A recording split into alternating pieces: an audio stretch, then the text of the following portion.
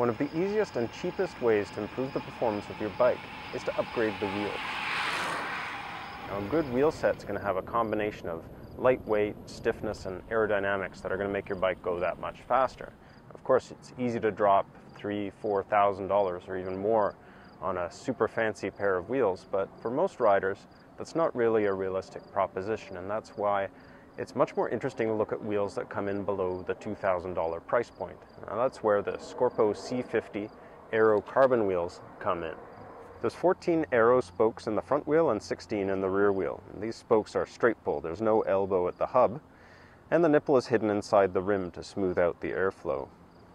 As for the hubs, they're made by a German company called Cytec, who are well known for their high quality hubs, and the rear hub has a unique design with the pulling spokes located on the non-drive side on this big flange.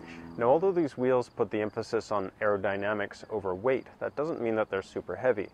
The front wheel comes in at a claimed 699 grams and the rear wheel comes in at a claimed 899. That's roughly the same as a pair of Mavic Cosmic Carbons, about 200 grams heavier than the Mavic Ceriums, which are a super light set of wheels.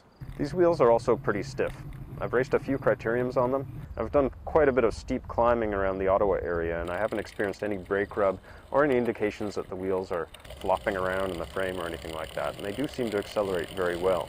So, what are these wheels like to ride? The first thing you notice is they're fast, very fast. I found myself pulling away from my riding partners on descents, and they made for a noticeably easier ride in criteriums. Some Aero wheels produce a really jarring ride, but I didn't have that problem with these, even on broken pavement or dirt roads. Another feature I like is the simple, functional quick-release skewers. They're not the lightest out there, but they work well, and in my opinion, the last place you want to save weight is on the device that's keeping your wheels from falling out of your frame. Now, one issue all carbon wheels have is a very different braking feel from aluminum rims, and the Scorpos are no exception, especially in the wet, where it takes a couple seconds for the brakes to bite.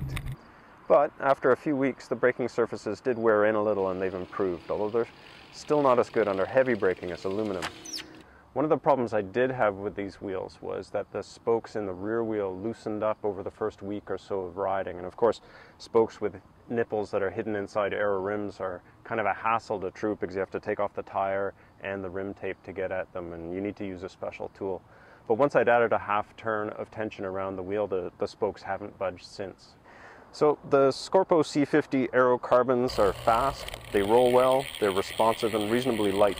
I'd strongly recommend these wheels for anyone who's looking to make their bike a little bit faster without remortgaging the house. For thecyclery.ca, I'm Chris Westwood.